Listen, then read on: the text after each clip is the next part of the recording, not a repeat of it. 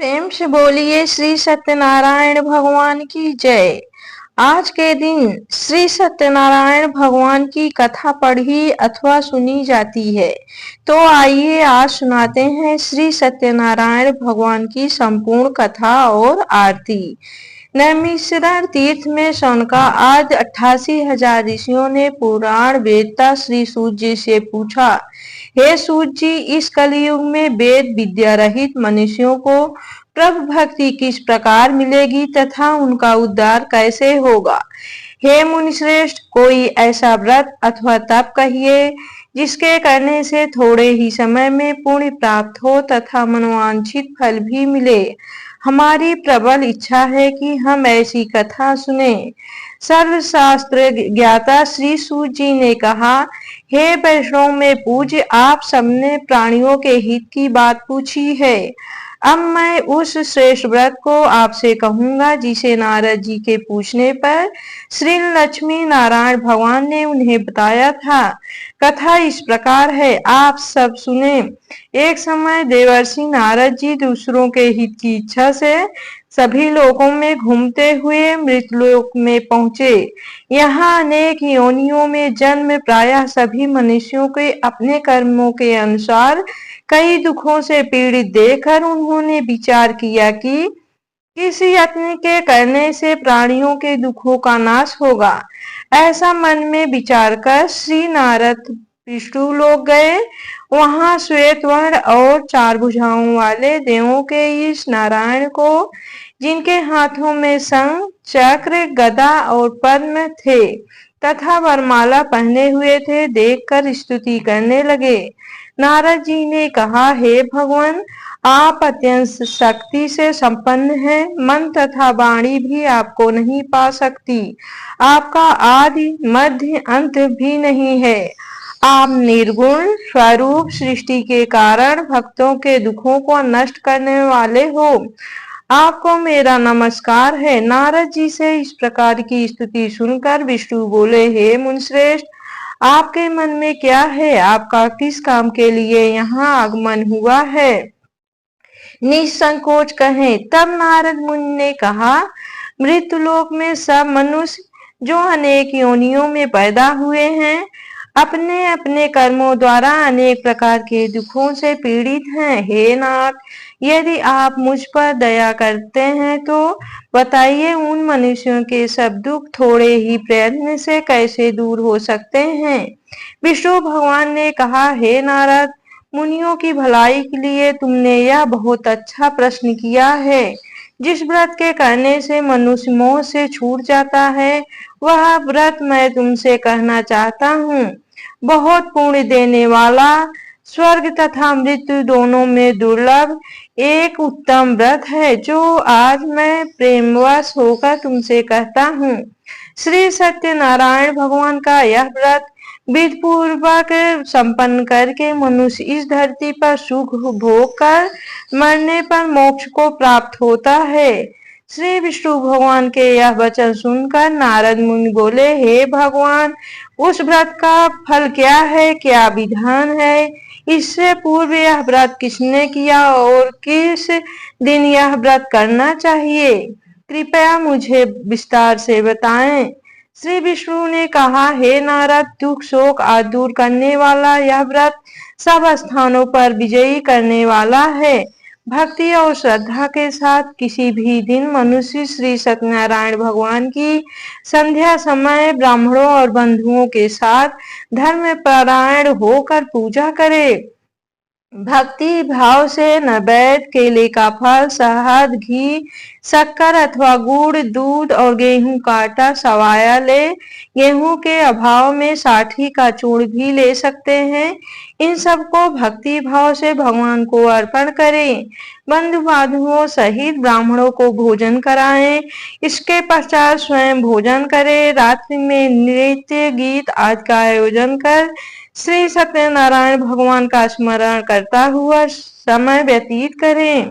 कलिकाल में मृत्युलोक में यही एक लघु उपाय है, जिससे अल्प समय और अल्प धन में महान पुण्य प्राप्त हो सकता है।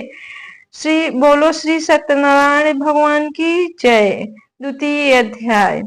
श्री सूत जी ने कहा, हे ऋषियों, जिन्होंने पहले समय में इस व्रत को किया है उनका इतिहास कहता हूँ, आप सब ध्यान से सुने।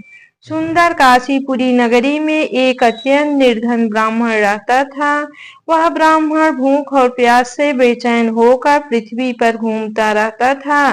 ब्राह्मणों से प्रेम करने वाले श्री विष्णु भगवान ने ब्राह्मण को देखकर एक दिन बड़े बूढ़े ब्राह्मण का रूप धारण कर निर्धन ब्राह्मण के पास जाकर आदर के साथ पूछा, हे विप्र, तुम नित्य हे दुखी होकर पृथ्वी पर क्यों घूमते हो? हे श्रेष्ठ ब्राह्मण, यह सब मुझसे कहो, मैं सुनना चाहता हूँ। दरिद्र ब्राह्मण ने कहा, मैं निर्धन ब्राह्मण हूँ, भिक्षा के लिए पृथ्वी पर फिरता हूँ। हे भगवान, यदि आप इससे छुटकारा पाने का कोई उपाय जानते हो तो कृपा कर मुझे बताएं। वृद्ध ब्राह्मण का रूप धारण किए हुए श्री विष्णु भगवान ने कहा, हे ब्राह्मण, श्री सत्यनारायण भगवान मनवांछित फल देने वाले हैं, इसलिए तुम उनका पूजन करो। इससे मनुष्य सब दुखों से मुक्त हो जाता है। दरिद्र ब्राह्मण को व्रत का सारा विधान बताकर बूढ़े ब्राह्मण का रूप धारण करने वाले श्री सत्यनारायण भगवान अंतर्ध्यान हो गए। जिस व्रत को वृद्ध ब्राह्मण ने बताया है, मैं उसको अवश्य करूंगा, यह निश्चय कर वह दरिद्र ब्राह्मण घर चला गया। परंतु उस रात्रि उस दरिद्र ब्राह्मण को नींद नहीं आई। अगले दिन वह जल्दी उठा और श्री सत्यनारायण भगवान का व्रत करने का निश्चय कर लिया। भिक्षा मांगने के लिए भी चल दिया। उस दिन उसको भिक्षा में बहुत सारा धन मिला, जिससे उसने पूजा का सामान खरीदा और घर आकर अपने बंधु बांधवों के साथ भगवान श्री सत्यनारायण का व्रत किया। इसके करने से वह दरिद्र ब्राह्मण सब दुखों से छूटकर अनेक प्रकार की संपत्तियों से युक्त हो गया। तभी से वह विप्र हर मास व्रत करने लगा। इसी प्रकार सत्यनारायण भगवान के व्रत को जो शास्त्र विधि के अनुसार करेगा, वह सब पापों से छूटकर मोक्ष को प्राप्त होगा। आगे जो मनुष्य पृथ्वी पर श्री सत्यनारायण भगवान का व्रत करेगा, वह सब दुखों से छूट जाएगा। इस तरह नारद जी से सत्यनारायण भगवान का कहा हुआ व्रत मैंने तुमसे कहा। हे विप्रो, अब आप और क्या सुनना चाहते हैं, मुझे बताएं। ऋषियों ने कहा, हे मुनीश्वर, संसार में इस विप्र से सुनकर किस किस ने इस व्रत को किया, यह हम सब सुनना चाहते हैं। इसके लिए हमारे मन में श्रद्धा है। श्री सूत जी ने कहा, हे मुनियों, जिस जिस प्राणी ने इस व्रत को किया है उन सब की कथा सुनो। एक समय वह ब्राह्मण धन और ईश्वर के अनुसार बंधु बांधवों के साथ अपने घर पर व्रत कर रहा था। उसी समय एक लकड़ी बेचने वाला बूढ़ा व्यक्ति वहां आया। उसने सिर पर रखा हुआ लकड़ियों का गट्ठर बाहर रख दिया और विप्र के मकान में चला गया। प्यास से व्याकुल लकड़हारे ने विप्र को व्रत करते देखा। वह प्यास को भूल गया। उसने उस विप्र को नमस्कार किया और पूछा, हे विप्र, आप यह किसका पूजन कर रहे हैं? इस व्रत से आपको क्या क्या फल मिलता है, कृपा करके मुझे बताएं। ब्राह्मण ने कहा, सब मनोकामनाओं को पूरा करने वाला यह श्री सत्यनारायण भगवान का व्रत है। इनकी ही कृपा से मेरे यहाँ धन धान्य आदि की वृद्धि हुई। विप्र से इस व्रत के बारे में जानकर वह लकड़हारा बहुत प्रसन्न हुआ। भगवान का चरणामृत ले और भोजन करने के बाद वह अपने घर को चला गया। अगले दिन लकड़हारे ने अपने मन में संकल्प किया कि आज ग्राम में लकड़ी बेचने से जो धन मिलेगा उसी से भगवान श्री सत्यनारायण का उत्तम व्रत करूंगा। मन में ऐसा विचार कर वह लकड़हारा लकड़ियों का गट्ठर अपने सिर पर रखकर जिस नगर में धनवान लोग रहते थे वहां गया। उस दिन उसे उन लकड़ियों के चौगुने दाम मिले। वह बूढ़ा लकड़हारा अति प्रसन्न होकर पके केले, शक्कर, शहद, घी, दुग्ध, दही और गेहूं का चूर्ण इत्यादि श्री सत्यनारायण भगवान के व्रत की सभी सामग्री लेकर अपने घर आ गया। फिर उसने अपने बंधु बांधवों को बुलाकर विधि विधान के साथ भगवान का पूजन और व्रत किया। उस व्रत के प्रभाव से वह बूढ़ा लकड़हारा धन पुत्र आदि से युक्त हुआ और संसार के समस्त सुख भोगकर बैकुंठ को चला गया। प्रेम से बोलिए श्री सत्यनारायण भगवान की जय। तृतीय अध्याय। श्री सूत जी ने कहा, है श्रेष्ठ मुनियों, अब एक और कथा कहता हूँ। पूर्व काल में उल्कामुख नाम का एक बुद्धिमान राजा था। वह सत्यवक्ता और जितेंद्रिय था। प्रतिदिन देवस्थानों पर जाता तथा गरीबों को धन देकर उनके कष्ट दूर करता था। उसकी पत्नी सुंदर और सती साध्वी थी। भद्रशिला नदी के तट पर उन दोनों ने श्री सत्यनारायण भगवान का व्रत किया। उस समय वहां साधु नाम का एक वैश्य आया। उसके पास व्यापार के लिए बहुत सा धन था। राजा को व्रत करते देख उसने विनय के साथ पूछा, हे राजन, भक्ति युक्त चित्र से यहाँ आप क्या कर रहे हैं? मेरी सुनने की इच्छा है, कृपया आप मुझे भी बताइए। महाराज उल्कामुख ने कहा, हे साधु वैश्य, मैं अपने बंधु बांधवों के साथ पुत्रादि की प्राप्ति के लिए महाशक्तिमान सत्यनारायण भगवान का व्रत व पूजन कर रहा हूँ। राजा के वचन सुनकर साधु नामक वैश्य ने आदर से कहा, हे राजन, मुझे भी इसका सब विधान बताइए। मैं भी आपके कथानुसार इस व्रत को करूंगा। मेरे यहाँ भी कोई संतान नहीं है। मुझे विश्वास है कि इससे निश्चय ही मेरे यहाँ भी संतान होगी। राजा से सब विधान सुनकर व्यापार से निवृत्त हो वह वैश्य खुशी खुशी अपने घर आया। वैश्य ने अपनी पत्नी लीलावती से संतान देने वाले उस व्रत का समाचार सुनाया और प्रण किया कि जब हमारे यहाँ संतान होगी तब मैं इस व्रत को करूंगा। एक दिन उसकी पत्नी लीलावती संसारिक धर्म में प्रवृत्त होकर गर्भवती हो गई। 10वें महीने में उसने एक सुंदर कन्या को जन्म दिया। कन्या का नाम कलावती रखा गया। इसके बाद लीलावती ने अपने पति को स्मरण दिलाया कि आपने जो भगवान का व्रत करने का संकल्प किया था, अब आप उसे पूरा कीजिए। साधु वैश्य ने कहा, हे प्रिय, मैं कन्या के विवाह पर इस व्रत को करूंगा। इस प्रकार अपनी पत्नी को आश्वासन दे वह व्यापार करने चला गया। काफी दिनों पश्चात वह लौटा तो उसने नगर में सखियों के साथ अपनी पुत्री को खेलते देखा। वैश्य ने तत्काल एक दूत को बुलाकर कहा कि उसकी पुत्री के लिए कोई सुयोग वर की तलाश करो। साधु नामक वैश्य की आज्ञा पाकर दूत कंचन नगर पहुंचा और उनकी लड़की के लिए एक सुयोग्य वणिक पुत्र ले आया। वणिक पुत्र को देखकर साधु नामक वैश्य ने अपने बंधु बांधवों सहित प्रसन्न चित्त होकर अपनी पुत्री का विवाह उसके साथ कर दिया। वैश्य विवाह के समय भी सत्यनारायण भगवान का व्रत करना भूल गया। इस पर श्री सत्यनारायण भगवान क्रोधित हो गए। उन्होंने वैश्य को श्राप दिया कि तुम्हें दारुण दुख प्राप्त होगा। अपने कार्य में कुशल साधु नामक वैश्य अपने जमाता सहित नाव को लेकर व्यापार करने के लिए समुद्र के समीप स्थित रत्नसारपुर नामक नगर में गया। दोनों ससुर जमाई चंद्रकेतु राजा के नगर में व्यापार करने लगे। एक दिन भगवान सत्यनारायण की माया से प्रेरित एक चोर राजा का धन चुराकर भागा जा रहा था। राजा के दूतों को अपने पीछे आते देखकर चोर ने घबराकर राजा के धन को उसी नाव में चुपचाप रख दिया जहां वे ससुर जमाई ठहरे थे। ऐसा करने के बाद वह भाग गया।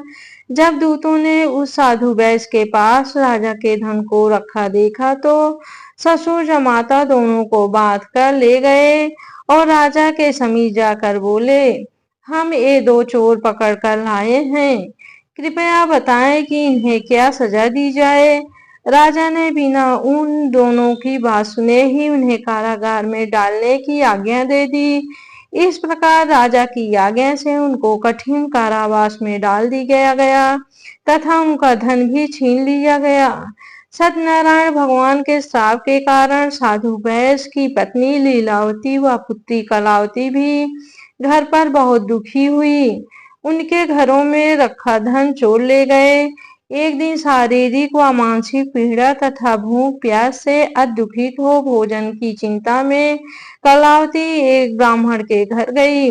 उसने ब्राह्मण को श्री सत्यनारायण भगवान का व्रत करते देखा। उसने कथा सुनी तथा प्रसाद ग्रहण कर रात को घर आई। माता ने कलावती से पूछा, हे पुत्री, तू अब तक कहाँ रही व तेरे मन में क्या है? कलावती बोली, हे माता, मैंने एक ब्राह्मण के घर श्री सत्यनारायण भगवान का व्रत होते देखा है। कलावती के वचन सुनकर लीलावती ने सत्यनारायण भगवान के पूजन की तैयारी की। उसने परिवार और बंधुओं सहित श्री सत्यनारायण भगवान का पूजन व व्रत किया और वर मांगा कि मेरे पति और दामाद शीघ्र ही घर वापस लौट आए। साथ ही भगवान से प्रार्थना की कि हम सबका अपराध क्षमा करो। श्री सत्यनारायण भगवान इस व्रत से संतुष्ट हो गए। उन्होंने राजा चंद्रकेतु को स्वप्न में दर्शन देकर कहा, हे राजन, जिन दोनों वैश्यों को तुमने बंदी बना रखा है वे निर्दोष हैं, उन्हें प्रातः ही छोड़ दो, अन्यथा मैं तेरा धन, राज्य, पुत्र आदि सब नष्ट कर दूंगा। राजा से वचन सुन कहकर भगवान अत्य ध्यान हो गए। प्रातः काल राजा चंद्रकेतु ने सभा में सबको अपना स्वप्न सुनाया और सैनिकों को आज्ञा दी कि दोनों बड़ी पुत्रों को कैसे मुक्त कर सभा में लाए जाएं। दोनों ने आते ही राजा को प्रणाम किया। राजा ने उनसे कहा, हे महानुभाव, तुम्हें भाविवश ऐसा कठिन दुख प्राप्त हुआ, अब तुम्हें कोई भय नहीं है, तुम मुक्त हो। ऐसा कहकर राजा ने उनको नए नए वस्त्र आभूषण पहनवाए तथा उनका जितना धन लिया था उससे दूना लौटाकर आदर से विदा किया। दोनों वैश्य अपने घर को चल दिए। बोलो श्री सत्यनारायण भगवान की जय। चौथा अध्याय। श्री सूत जी ने कहा, वैश्य और उसके जमाई ने मंगलाचार करके यात्रा आरंभ की और अपने नगर की ओर चल पड़े। उनके थोड़े दूर आगे बढ़ने पर दंडी वेशधारी श्री सत्यनारायण भगवान ने उनसे पूछा, हे साधु, तेरी नाव में क्या है? अभिमानी बड़ी हंसता हुआ बोला, हे दंडी, आप क्यों पूछते हैं? क्या धन लेने की इच्छा है? मेरी नाव में तो बेल और पत्ते भरे हैं।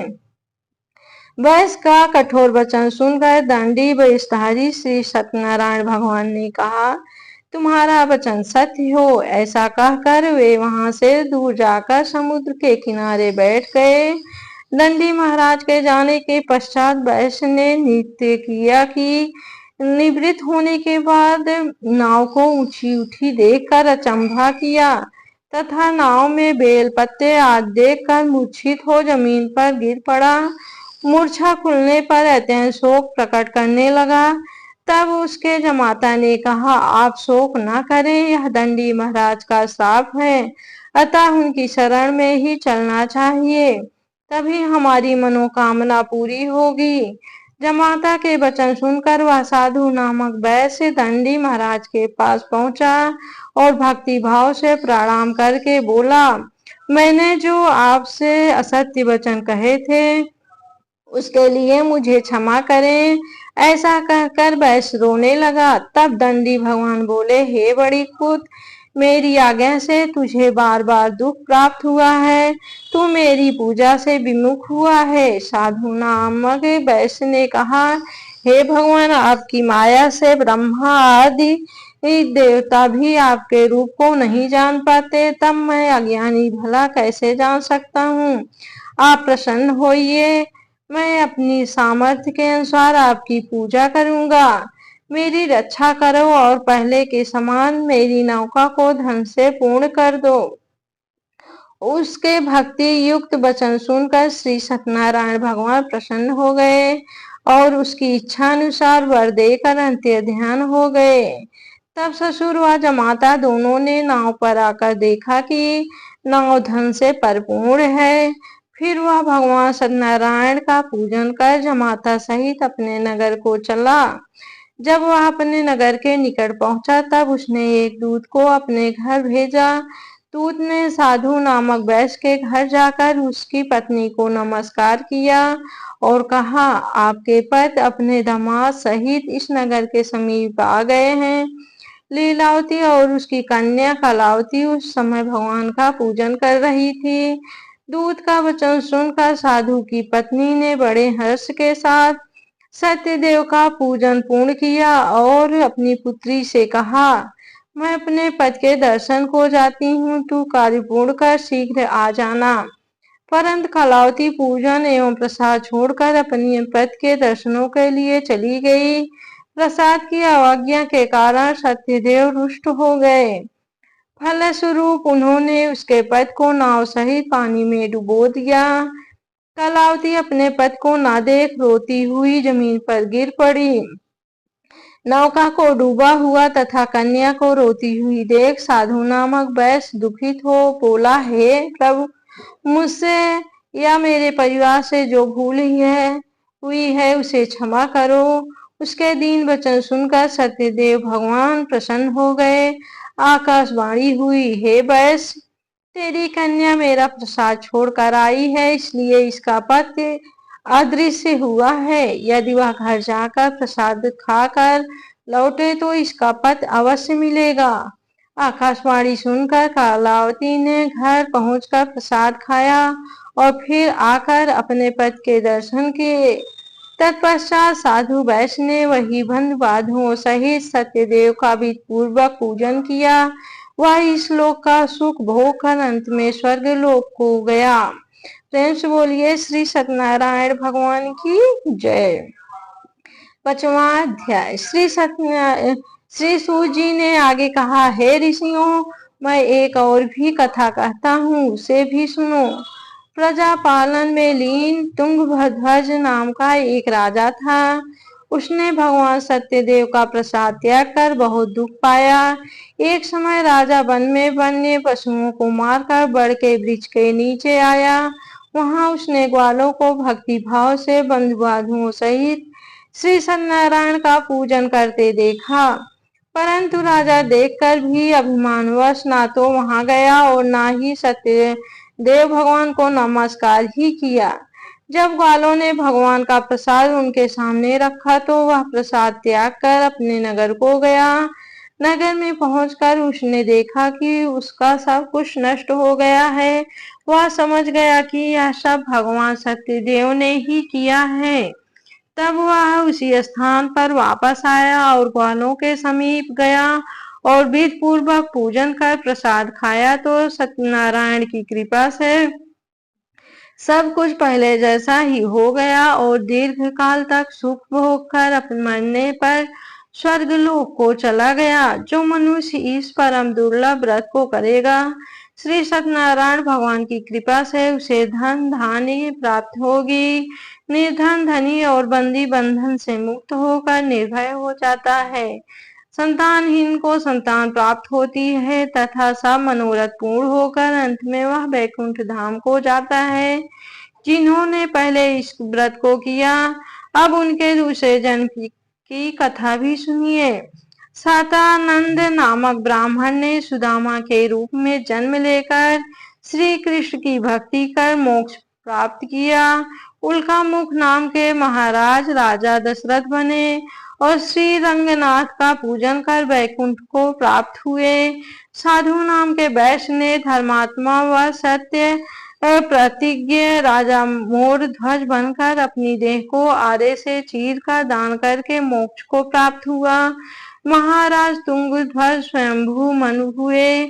उन्होंने बहुत से लोगों को भगवान की भक्ति में लीन कर मोक्ष प्राप्त किया। लकड़हारा भील अगले जन्म में गुह नामक निषाद राजा हुआ, जिसने भगवान राम के चरणों की सेवा कर मोक्ष प्राप्त किया।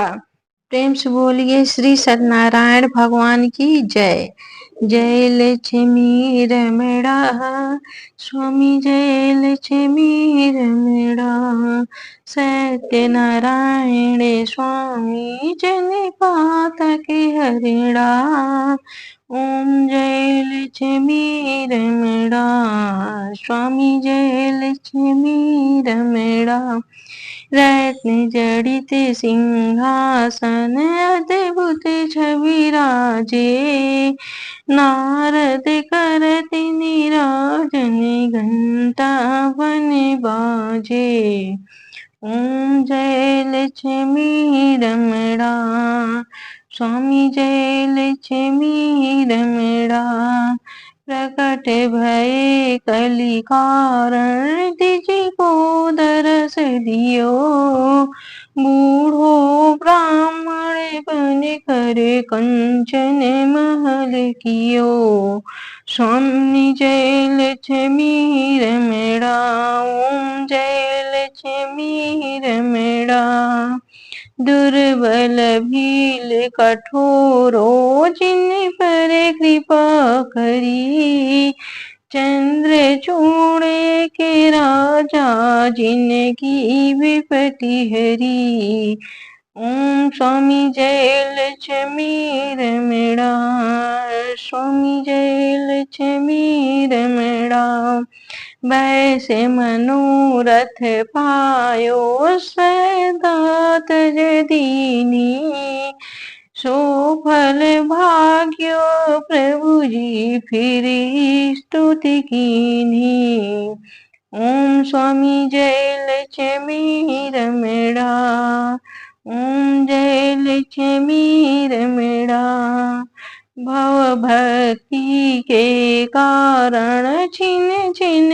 रूप धर्यो श्रद्धा धारण की तिनको काज सरो ओम स्वामी जय लक्ष्मी रमणा ओम जय लक्ष्मी रमणा ग्वाल बाल संग राजा बन में भक्ति करी मैंने वांछित फल दीन हूँ दीन दयालु हरि ओम स्वामी जय लक्ष्मी रमणा ओम जय लक्ष्मी रमणा चढ़त प्रसाद सवायो कदली फल मेवा धूप दीप तुलसी से राजी सत्य देवा ओम स्वामी जय लक्ष्मी रमणा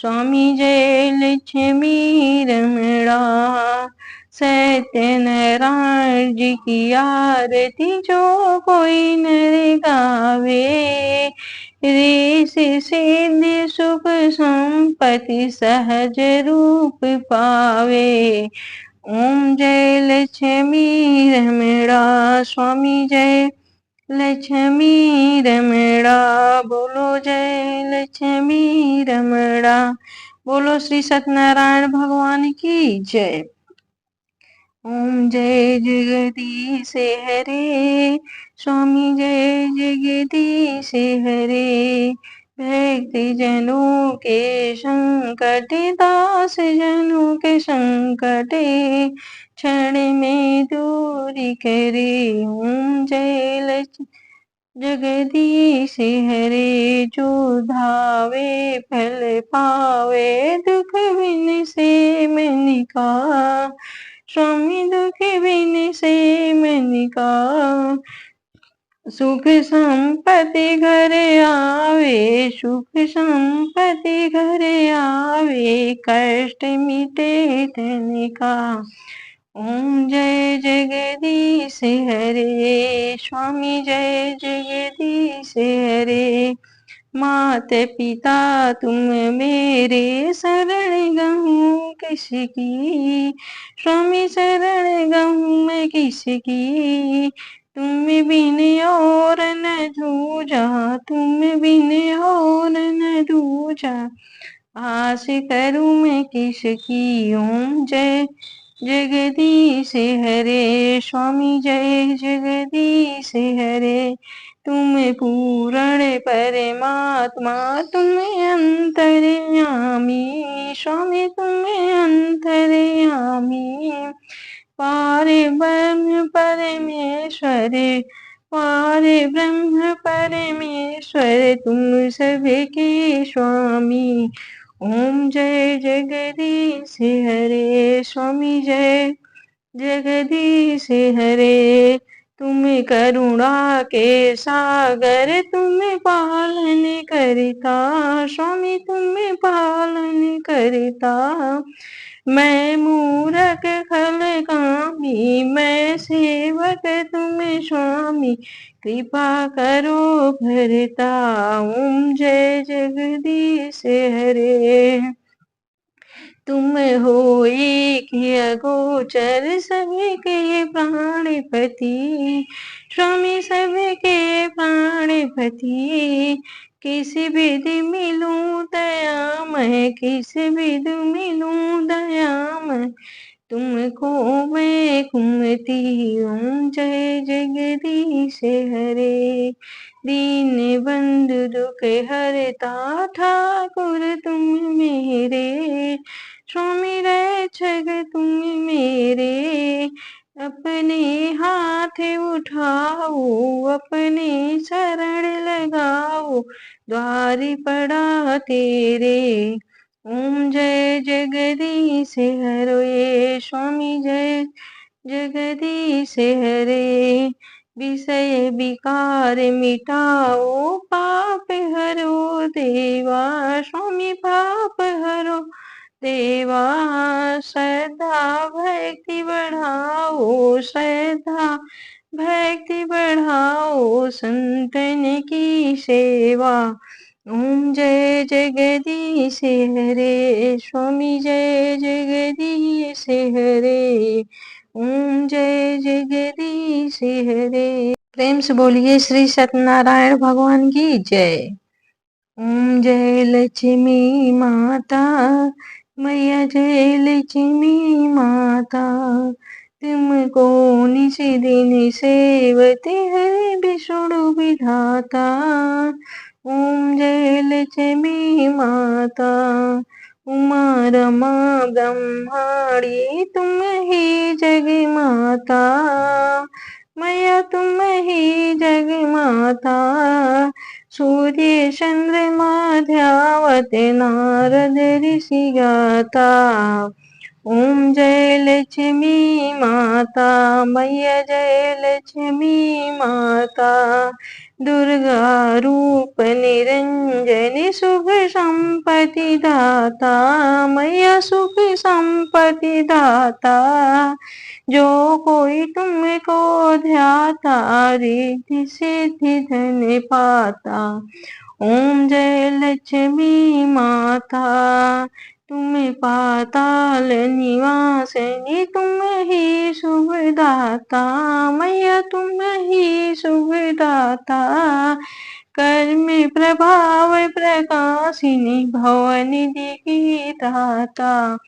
ओम जय लक्ष्मी माता जिस घर में तुम रहती सब सदगुण आता मैया सब सदगुण आता। सब संभव हो जाता मन नहीं घबराता।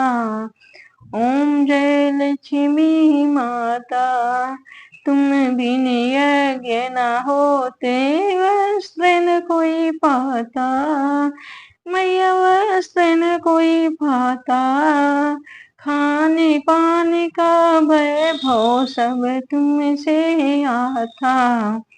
ओम जय लक्ष्मी माता शुभ गुण मंदिर सुंदर क्षीरोदधि जाता मैया क्षीरोदधि जाता। रत्न चतुर्दश तुम बिन कोई नहीं पाता। ओम जय लक्ष्मी माता महालक्ष्मी जी की आरती जो कोई जन गाता, मैया जो कोई जन गाता, पूरे आनंद समाता, पाके उतर जाता।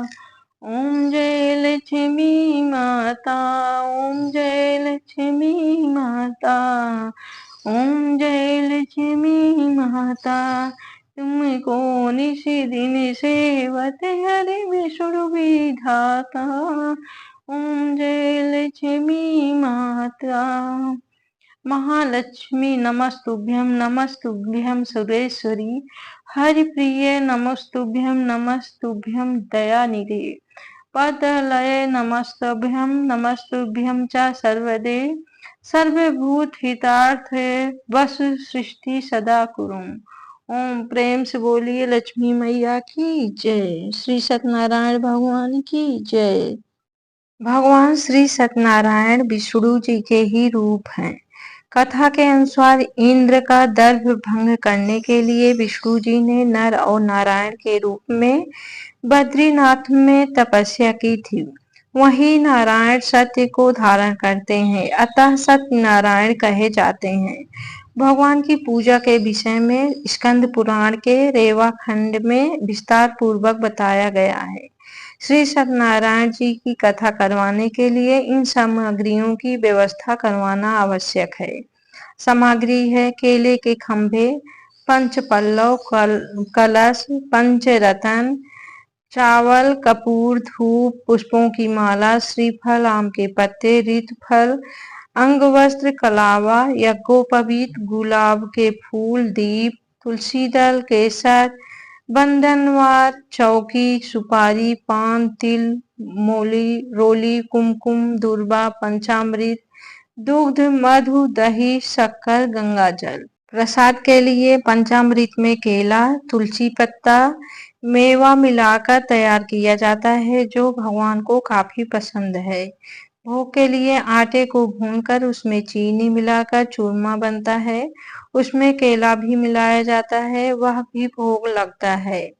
फल और मिष्ठान, पंचामृत, चूरमा, फल, मिष्ठान का भोग लगाया जाता है, फिर प्रसाद के रूप में बांटा जाता है।